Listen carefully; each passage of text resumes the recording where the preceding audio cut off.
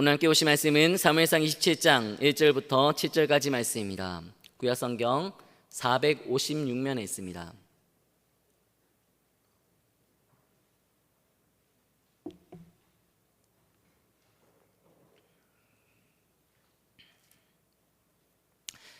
사무엘상 27장 1절부터 7절까지 말씀 한 절씩 교독하시고 마지막 7절을 함께 읽도록 하겠습니다. 제가 1절 말씀 먼저 읽겠습니다. 다윗이 그 마음에 생각하기를 내가 후일에는 사울의 손에 붙잡히리니 블레셋 사람들의 땅으로 피하여 들어가는 것이 좋으리로다. 사울이 이스라엘 온 영토 내에서 다시 나를 찾다가 단념하리니 내가 그의 손에서 벗어나리라 하고, 다윗이 일어나 함께 있는 사람 600명과 더불어 가드 왕 마옥의 아들 아기스에게로 건너가니라. 다윗과 그의 사람들이 저마다 가족을 거느리고 가드에서 아기스와 동거하였는데, 다윗이 그의 도안에 이스라엘 여자 아히노암과 나발의 아내였던 갈멜 여자 아비갈과 함께 하였더니, 다윗이 가드에 도망한 것을 어떤 사람이 사울에게 전하매 사울이 다시는 그를 수색하지 아니하니라. 다윗이 아기스에게 이르되 바라건대 내가 당신께 은혜를 입었다면 지방성 가운데 한 곳을 내게 주어 내가 살게 하소서. 당신의 종이 어찌 당신과 함께 왕도에 살릴까 하니, 아기스가 그날에 시글락을 그에게 주었으므로 시글락이 오늘까지 유다 왕에게 속하니라. 함께 있습니다. 다윗이 블레셋 사람들의 지방에 산 날수는 1년 4개월이었더라. 아멘. 네, 마음과 생각 지키기라고 하는 제목으로 함께 말씀 나누도록 하겠습니다. 무더운 여름이 계속되고 있습니다. 여러분 건강하게 잘 지내고 계신가요? 네. 올 여름이 특히 덥고 습하다고 하는데 이제 8월도 3분의 2 지점이 넘어가고 있습니다. 올해도 3분의 2 지점이 거의 가까이 되고 있죠. 언제나 느끼고 있는 것처럼 시간은 참 빨리 지나가는 것 같습니다. 그렇죠? 그러나 빠르게 지나가는 시간의 흐름에 휩쓸려서 여러분 무기력하게 살아가지 마시고 올 한 해 특히 이번 여름에 우리에게 주셨던 은혜를 잘 기억하시고 간직하셔서 시대의 흐름에 맞서 활기차고 강건한 믿음의 백성이자 영적 군사들로 단단히 무장되어 살아갈 수 있는 주님의 처연들이 될 수 있기를 축복합니다. 자, 그런데 시간만 이렇게 빨리 지나가는 게 아니죠. 우리는 문화와 시대와 가치관의 패러다임이 급변하는 시대를 살아가고 있습니다. 10년이면 강산이 변한다고 하는 말이 있는데 이런 말은 이제 진부한 말이 되어버렸어요. 10년이 아니라 매년, 아니 하루하루가 다른 시대를 우리가 살아가고 있습니다. 그래서 자신이 어렸을 때와 지금 시대가 너무 많이 달라졌다고 하는 아쉬움으로 지나간 시대에서 겪었던 추억들을 소환시키려고 하는 시도가 매스컴을 포함해서 여기저기서 일어나고 있습니다. 어른들 역시 이 꼰대라고 하는 이미지를 감수하고서라도 나 때는 이라고 하는 말을 입에 달고 살아요.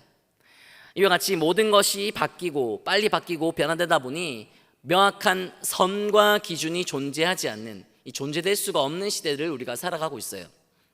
모든 사람들이 동의하고 지지하는 이 공공의 선보다는 자기 생각, 자기 감정, 자기 지식, 자기 느낌을 더 중요하게 생각하다 보니 도덕과 윤리와 가치관이 빠르게 붕괴되고 있습니다. 절대로 해서는 안 되는 일이 해도 되는 일이 되어버리고 절대로 일어날 수 없는 일들이 너무나 빈번하게 발생하고 또 존재하지 않는 일이 존재하는 일로 둔갑되어 버린 시대 속에 우리가 살고 있어요.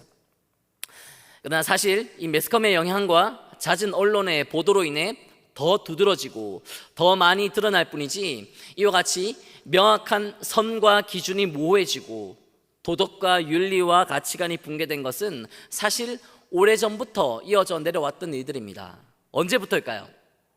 네, 세상에 죄가 들어오면서부터입니다. 첫사람인 아담과 하와가 하나님의 말씀에 불순종하고 선악과를 먹는 죄를 범하면서부터 누구에게나 적용되어야 할 완벽한 선, 기준, 도덕, 윤리 이게 다 실종되고 말았습니다. 아담과 하와가 죄를 짓고 그 죄가 후손들에게 그대로 유전되면서 사람들은 자신에게 제시된 선과 기준과 도덕과 윤리를 인정하고 그것을 지키기보다는 자기 생각, 자기 감정, 자기 지식, 자기 느낌대로 살아가는 걸 더 편하게 생각하고 더 자연스럽게 받아들이며 살게 됐어요. 그런데 피조물인 사람은 완벽할 수 없는 존재죠. 불완전하고 무지하고 부족하고 허물투성입니다. 그렇게 불완전하고 무지하고 부족하고 허물투성이인 존재가 자기 생각, 자기 감정, 자기 지식, 자기 느낌대로 살려고 하고 그걸 맞는 것이라고 주장하다 보니까 서로 상처 주고 상처받고 다투고 분쟁하고 갈라서고 죽고 죽이는 세상이 되어버린 겁니다. 우리가 그런 세상에 살고 있어요. 지금에 와서 그런 세상이 되어버린 게 아니라 우리가 존재하기 훨씬 이전이었던 이 아담과 하와가 죄를 지으면서부터 이미 세상은 그런 세상이 되어버린 겁니다. 처음부터 상당히 우울한 이야기를 여러분들과 나누고 있죠. 우리는 세상에서 저마다 각자의 소신을 가지고 고군분투하며 열심히 살아가고 있습니다. 그런 여러분들을 마음 다해 응원합니다. 하지만 자신만의 생각과 감정과 느낌과 또 모든 자신의 지식을 중요하게 생각하는 시대, 그래서 어느 것 하나 일치시키기 힘들고 심지어 법조차도 각자의 전통과 문화적 특성으로 인해 일치되지 않는 시대, 그로 인해 분쟁과 다툼과 문제와 아픔과 상처로 얼룩진 시대를 우리가 살아가고 있다고 하는 사실은 참 암울하게 느껴집니다. 그러나 사랑하는 여러분, 우리는 지금 말씀 앞에 서 있습니다. 시간이 지나고 세월이 흘러도 절대로 변하지 않고 쇠하지 않고 영원히 소멸되지 않는 게 바로 말씀입니다. 말씀이 변하지 않고 쇠하지 않고 소멸되지 않는다고 하는 것은 이 말씀이 사람에 의해 기록된 것이 아니라고 하는 것을 의미합니다. 말씀을 기록하시고 말씀을 보존하시고 말씀을 주신 분은 하나님이세요. 이 하나님이 변하시지 않고 쇠하시지 않고 절대로 소멸되시지 않는 분이시기 때문에 그분의 말씀 또한 변하지 않고 쇠하지 않고 소멸될 수가 없는 겁니다. 그분 하나님의 변함없는 생각, 신실하신 뜻과 계획들이 담겨져 있는 것으로서 이 말씀은 완전합니다. 완전하신 하나님이 거룩하신 이 완전한 말씀을 통해 우리는 완전하신 하나님을 만날 수 있고 그분 하나님의 뜻을 발견할 수가 있습니다. 그리고 동시에 지음받은 피조물이기에 절대로 완전할 수 없는 인간의 무익함과 연약함을 마주하게 됩니다. 그래서 다시 이 말씀 앞에서 자신을 낮추고 자신을 비우고 자기 생각, 자기 감정, 자기 지식, 자기 느낌을 온전히 내려놓을 수 있는 거예요. 여러분, 이것이 바로 성경 말씀을 우리에게 주신 완전하신 하나님의 뜻이고 계획입니다. 그러면 급변하는 시대를 살아가고 있고, 그래서 개개인이 가지고 있는 자기 생각, 자기 감정, 자기 지식, 자기 느낌이 부합되는 시대를 살아가는 우리가 하나님을 향한 이 분명하고도 확실한 믿음을 가지고 살아가기 위해서라도 우리는 이 말씀을 손에서 절대로 놓치지 말아야 합니다.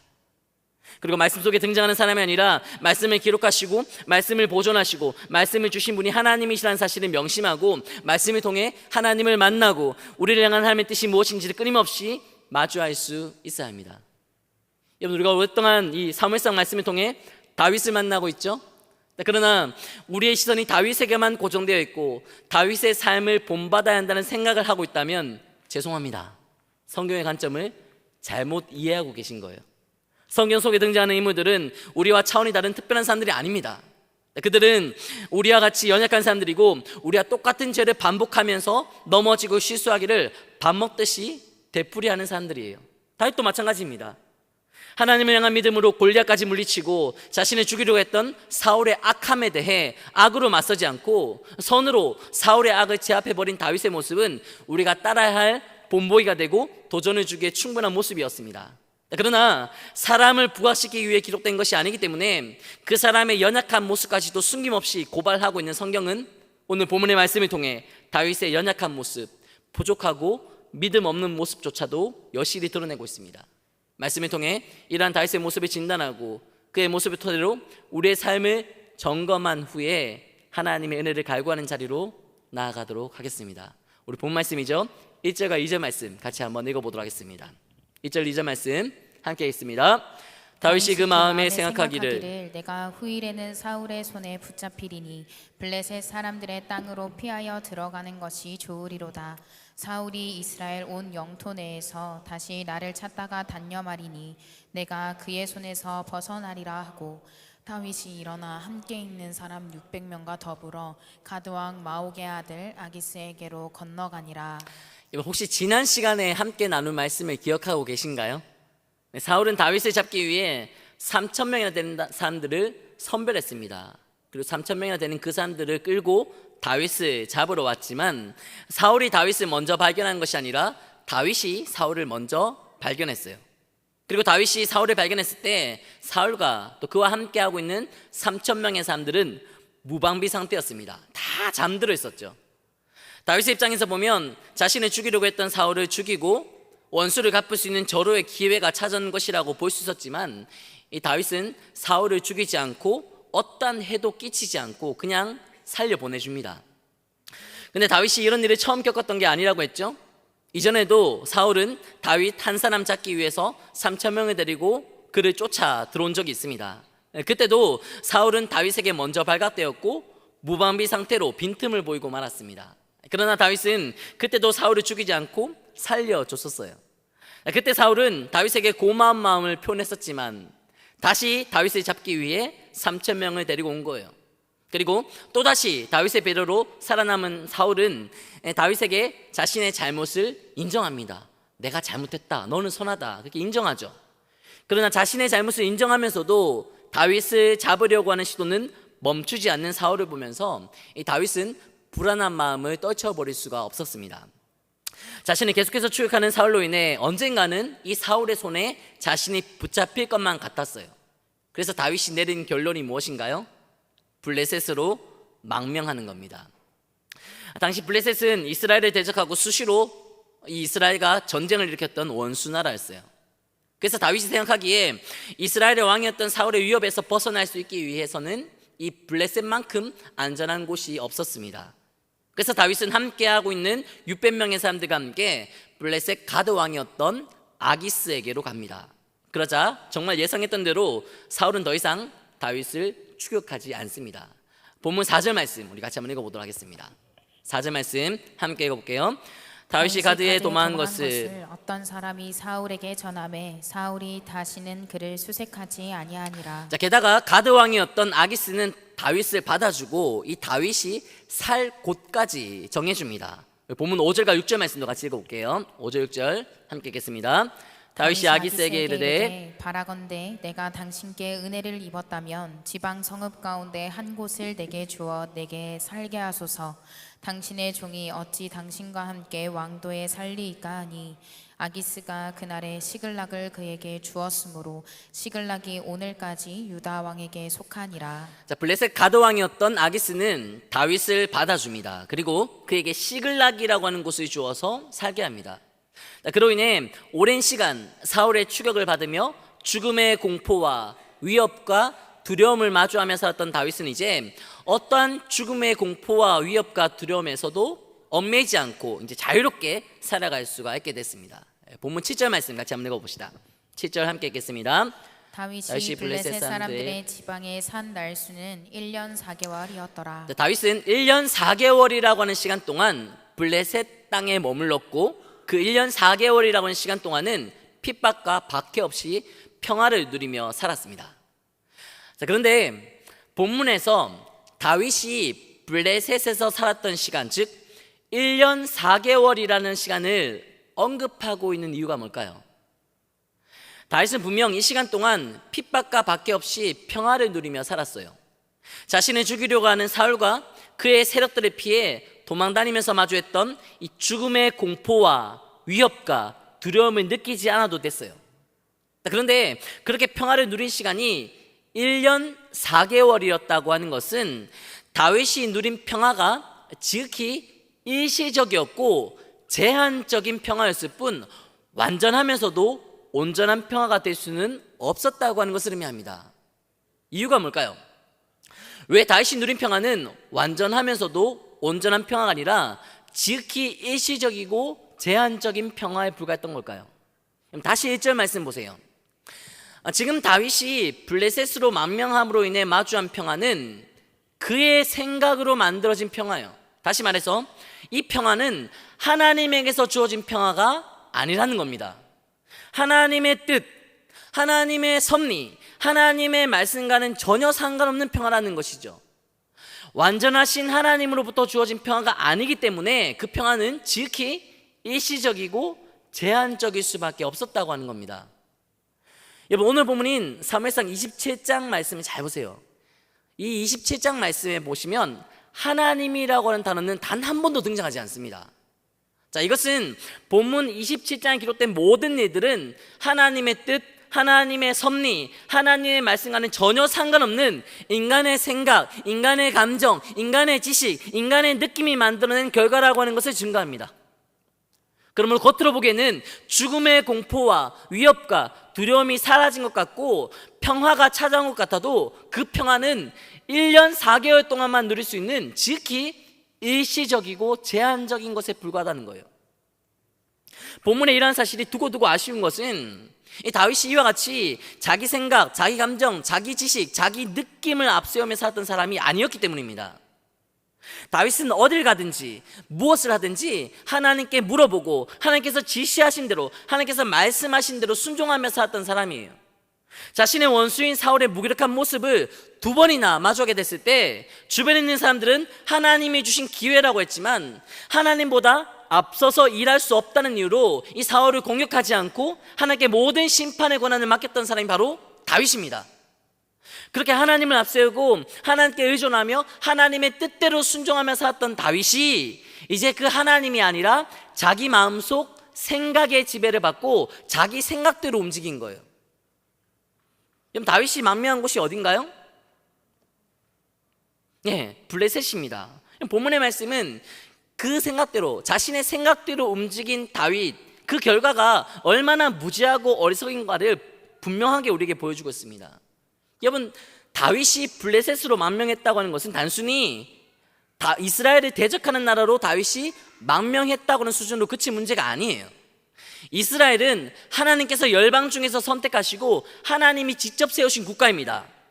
아무리 부족하고 아무리 연약한 사울을 왕으로 둔 국가라고 해도 하나님의 법에 의해 세워진 국가이고 하나님의 말씀이 증거되고 하나님의 뜻대로 쓰임받기 위해 열방 중에서 구별된 민족으로 선택받은 나라가 바로 이스라엘이에요.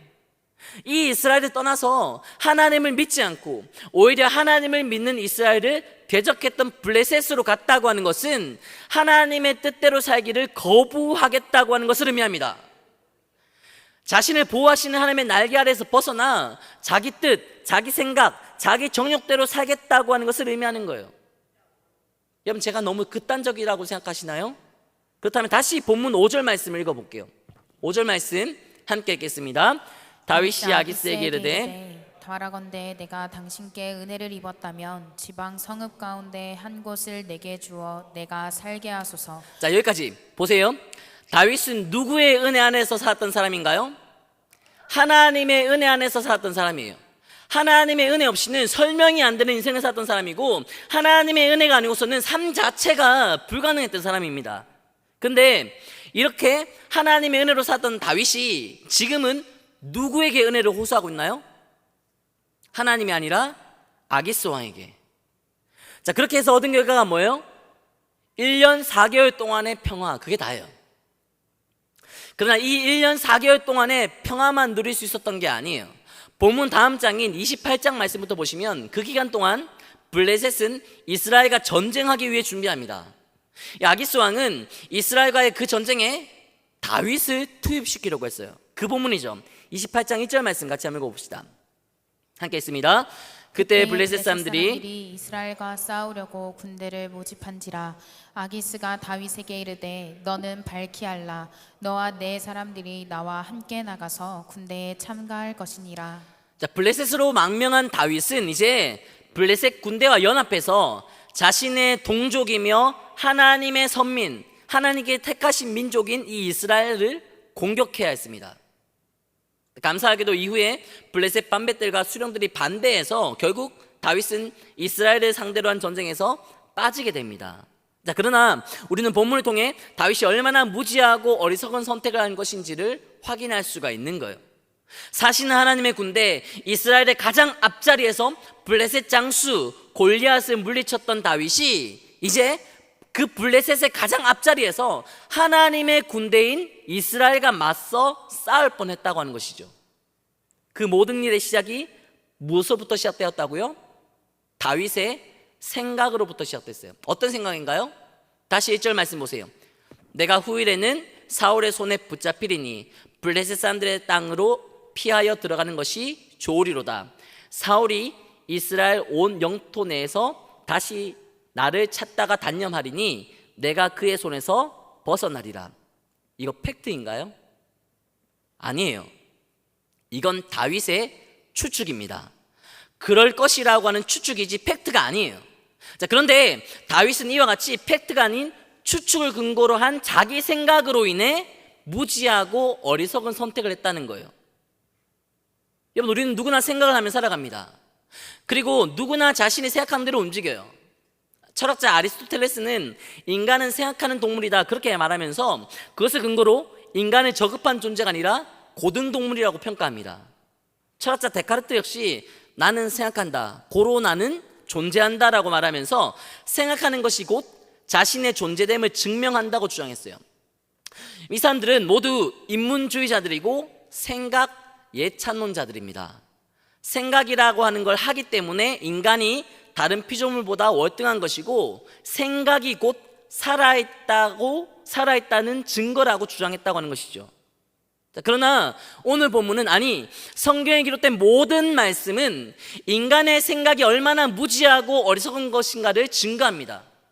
한 치 앞도 내다볼 수 없고 바로 앞에 무슨 일이 일어날 것인지조차 알 수 없는 인간이 하는 생각이 얼마나 헛된 것인가를, 그리고 그 생각이 맞는 것이라 착각하고 생각대로 행동하는 삶이 얼마나 무지한 것인가를 보여주고 있죠.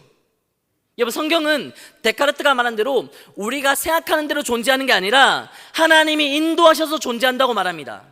하나님이 존재하게 하시니 존재한다는 거예요. 이 말은 즉 하나님 없이 우리는 아무것도 할 수 없고 존재할 수도 없다는 뜻입니다. 다윗이 하나님의 인도하심 안에 있을 때는 사망의 음침한 골짜기를 다닐 때라도 두려워하지 않았어요. 하나님의 뜻대로 살 때는 누구나 가는 평범한 길을 가지 않았고 선으로 악을 이기는 위대한 인생, 구별된 삶을 살았습니다. 근데 본문은 하나님밖에 없었던 다윗이, 하나님뿐이었던 이 다윗이 자기 생각의 지배를 받으니까 얼마나 무지하고 어리석은 선택을 하게 되는지를, 얼마나 비참한 인생을 살아가게 되는지를 보여주고 있어요. 여러분, 지금 여러분들의 행동을 결정짓게 하는 요인은 무엇인가요? 하나님의 말씀인가요? 하나님의 뜻인가요? 혹시 여러분들의 생각 아닌가요? 무엇 하나 확실하지 않고 어느 것 하나 분명하지 않은 추측에 불과한데 마치 그것이 사실인 것처럼 맹신하면서 여러분들 자신의 생각대로만 살아가고 생각대로 행동하고 그 생각대로 평가하고 판단하며 살아가고 있는 것은 아닌가요? 요즘 언론을 통해 우리가 정말 무시무시한 세상에 살고 있다고 하는 것을 절감하게 됩니다. 자신의 잘못된 생각과 망상 때문에 자신과 아무런 관계도 없는 사람, 아무런 관련도 없는 사람, 일명식도 없는 사람들에게 피해를 주는 일이 발생하고 있어요. 물론 이렇게 발생하는 모든 일들은 특수한 상황, 과도한 피해, 망상과 착각 속에서 발생하는 일들이라고 볼 수 있습니다. 자, 그러나 우리 또한 스스로 품은 생각으로 누군가에게 상처를 준 적은 없습니까? 내 생각대로 판단하고 행동해서 누군가에게 아픔을 주고 고통을 주고 관계를 깨뜨린 적이 없었나요? 정도의 차이만 있을 뿐 우리는 자신 스스로가 품은 생각이 얼마나 헛되고 과장되고 잘못되고 위선적이고 이기적인가를 잘 알고 있습니다. 이러한 사실을 인정하지 않고 분명히 직시하지 않으면 우리 또한 자신의 생각으로 누군가에게 상처와 아픔을 주고 고통을 주는 가해자가 되어버릴 수 있어요. 본문에서 소개하고 있는 다윗처럼 하나님을 믿지만 하나님께로부터 주어지는 어떠한 능력과 은혜도 공급받지 못하고 하나님의 인도하심을 경험하지 못한 채 하나님의 뜻과 전혀 상관없는 것을 선택하며 살아갈 수 있습니다. 하나님의 은혜로 살아가던 사람이 세상에서 은혜를 구걸하며 살아갈 수 있고 하나님밖에 없었던 사람이 하나님이 없는 자로 살아갈 수 있고 심지어 세상의 공동체에 속해서 하나님의 공동체를 등지고서는 이 하나님과 하나님의 공동체를 대적하려는 자가 되어버릴 수도 있다고 하는 거예요. 그러므로 사랑하는 여러분, 우리는 자신의 생각대로 살아가는 자들이 되지 말아야 합니다. 자신의 생각의 지배를 받지 말아야 돼요. 이것은 생각하는 것 자체를 부정하라는 뜻이 아닙니다. 생각 없이 살아가는 것은 불가능하죠. 생각은 하되 그 생각이 하나님의 뜻과 대치되지 않도록 해야 합니다. 자신의 생각이 하나님과 상관없는 결과를 만들어내지 않도록 하나님과 하나님을 믿는 공동체를 대적하는 일이 발생되지 않도록 신중해야 한다고 하는 거예요. 여러분, 이것을 실천하기 위해 반드시 기억할 말씀이 있는데요, 빌립보서 4장 6절과 7절 말씀 같이 한번 읽어보도록 하겠습니다. 함께 있습니다. 아무것도 염려하지 말고 다만 모든 일에 기도와 간구로 너희 구할 것을 감사함으로 하나님께 아뢰라. 그리하면 모든 지각에 뛰어난 하나님의 평강이 그리스도 예수 안에서 너희 마음과 생각을 지키시리라. 여러분, 염려가 없는 인생을 살아간다고 하는 것, 그것은 불가능한 일입니다. 누구나 자신의 마음 같지 않은 일들과 생각하지 못한 변수들로 인해 염려할 만한 일들을 마주하며 살아가요. 근데 이 빌립보서 4장 6절과 7절 말씀 보시면 염려할 수밖에 없는 인생을 살면서도 아무것도 염려하지 않을 수 있는 비결을 소개하고 있습니다. 그게 뭔가요? 마주하게 되는 모든 일, 어떠한 상황 속에서도 하나님께 기도하고 간구하라는 거예요. 여러분, 기도와 간구가 뭔가요? 자신이 원하고 바라는 것을 달라는 건가요? 아니죠. 그건 세상이 하는 기도죠. 우리가 하나님께 기도하고 하나님께 간구한다고 하는 것은 나는 못한다, 나는 할 수 없다는 것을 인정하고 하나님의 도우심과 하나님의 인도하심을 호소하는 거예요. 나는 못하는데, 나는 할 수 있는 게 아무것도 없는데 하나님은 그런 나를 도우시고 바른 길로, 선한 길로, 가장 의로운 길로 인도하신다. 그런 확신을 가지고 드리는 기도와 간구, 이게 하나님을 믿는 자들만이 할 수 있는 기도와 간구죠. 그러므로 우리는 하나님이 도와주시고 하나님이 인도해 주실 것을 믿기 때문에 어떠한 순간에도, 어떠한 상황 속에서도 감사함으로 기도하고 간구할 수 있습니다. 이렇게 염려할 수밖에 없는 인생을 살면서도 염려하기를 거부하고 감사함으로 하나님께 기도하고 간구하는 자들이 얻을 수 있는 게 뭔가요? 그 마음과 그의 생각이 하나님께서 허락하시는, 하나님이 주시는 평강의 지배를 받는 거예요.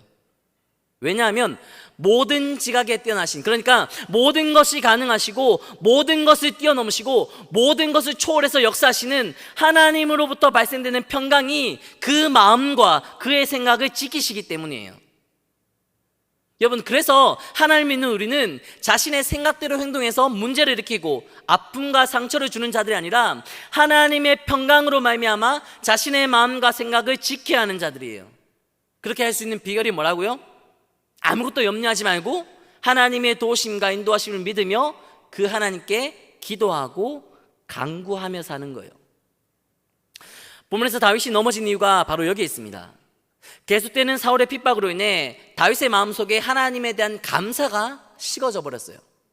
그래서 하나님께 기도하지 않고 하나님께 간구하지 않으니 그 마음의 생각과 그 마음과 그 생각이 하나님의 평강의 지배를 받는 게 아니라 자기 생각의 지배를 받게 됐어요. 그 결과 하나님과 멀어지고 하나님의 공동체와 등지는 모습을 보이게 된 겁니다. 여러분, 그러나 이러한 다윗의 인생에도 소망이 있습니다. 왜냐하면 하나님은 이러한 다윗을 버리시지 않으시고 지속적인 은혜를 베풀어 주고 계시기 때문입니다. 본문에 하나님이라고는 단어는 등장하지 않는다고 말씀드렸죠. 그러나 하나님께서 행하신 일에 대한 기록은 등장하고 있는데요, 본문 6절 말씀입니다. 우리 6절 말씀 다시 한번 읽어보도록 하겠습니다. 함께 있습니다. 아기스가 그날에 시글락을 그에게 주었으므로 시글락이 오늘까지 유다 왕에게 속하니라. 다윗이 블레셋 아기스에게 망명했을 때 아기스는 다윗에게 시글락이라는 곳을 주어서 살게 하였습니다. 근데 성경은 이 시글락이 오늘까지 유다 왕에게 속했다고 언급하고 있습니다. 여기서 오늘까지는 본문의 사항이 한참 지난 후를 의미하는 거예요. 다윗은 블레셋에 망명했지만 하나님은 이런 다윗을 내버려 두시지 않고 다시 자기 나라이며 출생지였던 이스라엘 유다로 돌아가게 하십니다. 그리고 사울이 죽은 후에 다윗은 이스라엘의 두 번째 왕이 됐죠. 본문에 오늘까지라고 기록된 이 오늘은 이렇게 다윗이 이스라엘의 왕이 된 후를 의미하는 거예요. 그러니까 다윗이 블레셋에 1년 4개월 정도 망명해 있으면서 시글락이라고 하는 곳이 다윗에게 주어졌는데 나중에 다윗이 이스라엘의 왕이 된 후에도 이 시글락은 여전히 다윗에게, 이스라엘에게 속한 지역이 되었다고 하는 겁니다. 이게 의미하는 게 뭘까요? 다윗은 잠시 하나님을 잊었어요. 하나님을 잊고 세상을 의지하고 세상 권력에게 은혜를 구하며 살았어요. 그러나 하나님은 이런 다윗을 버리지 않으셨다는 거예요. 그리고 다윗의 잘못된 선택이 비극으로 치닫지 않도록 지키시고 보호하셔서 그가 잠시 소유했던 땅마저도 그의 소유가 될 수 있도록 계속해서 다윗과 함께 하시고 끝까지 다윗을 지켜주셨다고 하는 것을 의미합니다. 이게 바로 세상이 주는 지극히 제한적이고 일시적인 은혜와는 다른 하나님의 지속적이고 영원하신 은혜입니다. 그러므로 사랑하는 여러분, 우리는 세상이 주는 일시적이고 지극히 제한적인 은혜가 아니라 어떠한 자격이나 조건도 요구하시지 않는 하나님의 끊임없는 은혜를 받은 자들로서, 이러한 은혜가 언제나 부어지고 있다고 하는 것을 알고 믿는 자들로서 자신의 마음과 자신의 생각을 지키며 살아야 합니다. 자신의 마음과 생각이 본성대로 죄의 지배를 받지 않고 하나님께서 허락하시는 평강의 지배를 받을 수 있도록 언제나 자신을 살피고 점검하면서 모든 일 앞에서, 모든 상황 속에서 기도하고 간구하는 삶을 쉼없이 이어가셔야 합니다. 문제를 보고 상황만 보면 염려할 수밖에 없어요. 그러나 하나님을 바라보고 하나님을 의지하면 어떠한 상황 속에 있다 할지라도 기도하고 간구할 수 있습니다. 염려하면 자신의 마음과 자신의 생각대로 움직이게 되지만 하나님께 주목하여 기도하고 간구하면 마음과 생각을 지킬 수 있어요. 그리고 세상에 줄 수 없는 평강, 본성대로 죄지으며 살아가는 자들이 절대로 경험할 수 없는 그 평강을 누리며 살아갈 수 있습니다. 하나님으로부터 주어지는 이런 평강이 내 맘 같지 않은 세상을 살면서도 우리를 절대로 염려하거나 좌절시키지 않는 은혜이고 능력이고 힘인 것입니다. 그러므로 사랑하는 여러분, 절대적인 선과 기준이 붕괴된 세상의 흐름에 휩쓸려서 자신의 생각대로 자기 마음대로 살아가지 말고 하나님의 인도하심을 믿고 확신하며 기도하며 간구하는 자로 살아가기 위해서 다시 말씀을 가까이 하셔야 합니다. 기도와 간구는 우리의 다짐과 결심으로 실천할 수 있는 게 아니에요. 여러분, 우리의 믿음은 절대로 저절로 좋아지거나 그 상태 그대로 유지되지 않습니다. 가만히 내버려두면 우리는 본성 따라 자기 생각대로 자기 마음대로 살아갈 수밖에 없고 하나님을 향한 믿음조차도 빠르게 약해지고 퇴보되고 말 거예요. 그러나 말씀을 통해 우리는 함께 하신 하나님을 만날 수 있습니다. 말씀을 통해 하나님의 인도하심을 확신할 수 있어요. 말씀을 통해 기도하고 간구할 수 있는 힘을 얻을 수 있고 말씀을 통해 본성을 거슬러 믿음으로 살아갈 수 있어요. 우리는 이 말씀을 통해 하나님의 인도하심을 믿고 확신하며 살았던 다윗이 얼마나 담대하고 구별되게 살았는지를 확인할 수 있어요. 또 이 말씀을 통해 하나님을 향한 믿음이 아닌 자기 생각, 자기 마음대로 살았던 다윗이 얼마나 심각하게 추락하고 있는지도 확인할 수 있습니다. 이러한 말씀을 가까이 하면 가까이 할수록 하나님을 향한 우리의 믿음은 더욱 단단해지고 굳건해집니다. 그러나 이러한 말씀을 멀리하면 멀리할수록 우리는 하나님이 아니라 자기 생각의 지배를 받게 되고 결국 추락하고 퇴보하고 문제와 상처 속에서 절망하며 살아갈 수밖에 없어요. 사랑하는 여러분, 오늘도 하나님께서는 여러분들을 이곳으로 인도하셔서 말씀 앞에 세우셨습니다. 왜냐하면 하나님은 우리를 절대로 포기하실 수 없고 절대로 우리를 내버려 두실 수 없는 사랑의 하나님이시기 때문이에요. 무더운 날씨가 계속되고 있지만 뜨거운 은혜와 감격으로 우리에게 다가오시는 하나님, 우리의 삶을 보호하시고 인도하시는 하나님을 말씀을 통해 깊이 만나며 살아가시는 여러분들이 되시기를 바랍니다. 그래서 더 이상 우리 마음 같지 않은 인생 속에서 염려하거나 절망하지 마시고 자기 생각, 자기 감정, 자기 지식, 자기 느낌을 앞세우는 자들이 절대로 경험할 수 없는 평강을 누리며 살아가시고 자신의 마음을 잘 지켜서 자신의 마음과 생각을 잘 지켜서 하나님의 사람들만이 경험할 수 있는 이 위대한 승리의 삶을 다시금 누리고 보여주고 나타내고 증거하는 복음의 산 증인들로 살아가시는 여러분들의 삶이 되시기를 주님의 은혜에 의지하여 간절히 소망합니다. 함께 찬양하고 기도합시다. 괜찮으시다면 자리에서 일어나셔서 함께 결단하고 기도합시다.